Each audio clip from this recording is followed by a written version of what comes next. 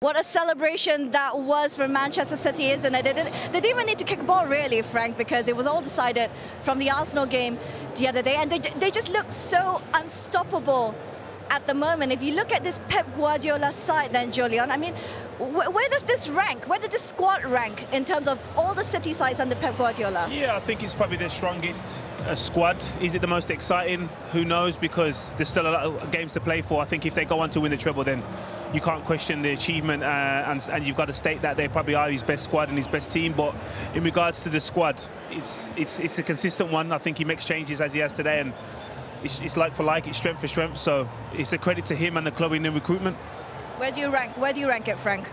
Yeah, it's right up there. You know, Pep's obviously, when you look at the list of achievements that he's had since, you know, taking over at Barcelona many years ago, if he can go on and, you know, as Jolien touches on there, and win the treble this season, it'll probably be his most successful season and probably the best team that he's ever worked with. So, you know, credit to the football club, and obviously they get to celebrate it today before they've even kicked a ball.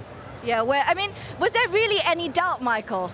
Was there any doubt? Do you know what? We were all at the Emirates early on in the season, and you thought we're under pressure. This Arsenal side playing really well. They had several chances, several opportunities. City came out, won the game. Then you're waiting for that return game at the Etihad, and then it was all about the pressure. They built too much. But I was just going to say to Shay before that is, like, what impressed you most about the side this season? Because at the start of the season, question marks were asked all around in football, whether the bubbles burst, whether this side have got that hunger. We've seen some good clips last night about how the team in the dressing room was sort of going, come on, they're doubting us, let's get after it. Yeah, I mean, it was nice, refreshing to see different leaders within the changing room.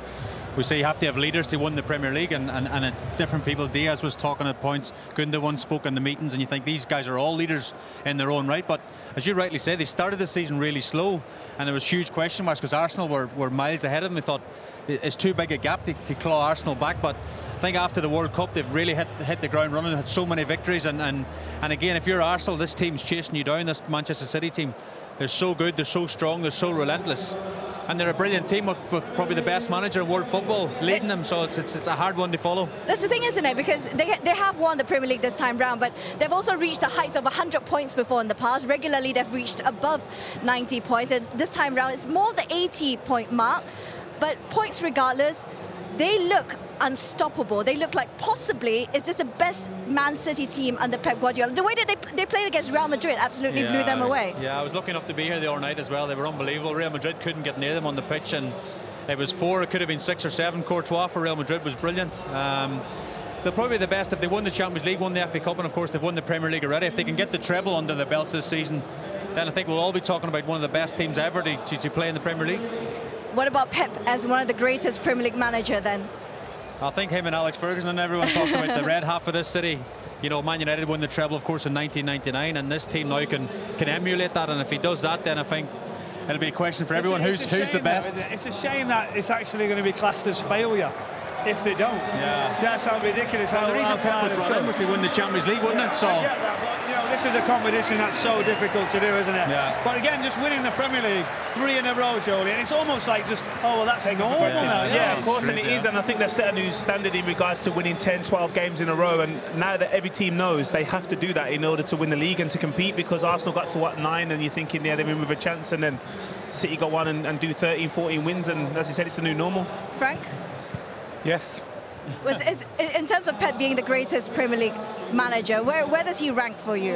Yeah, he's right up there, like the lads say. I mean, one thing that you can also associate with Pep Guardiola is he's creating different styles of football. Where every season, you know, the inverted fullbacks, the playing without a number 9. So every season he seems to create something different to get his team successful, and you know, he's creating a fashion that real top managers are following as well, which just shows the credit of you know, what he's achieved in England. Well, it's of course all down to one man. Of course, it's down to the squad as well. It's a great squad, but it's also down to a certain Pep Guardiola. This side is perhaps not too far away from the Barcelona side under Pep Guardiola as well.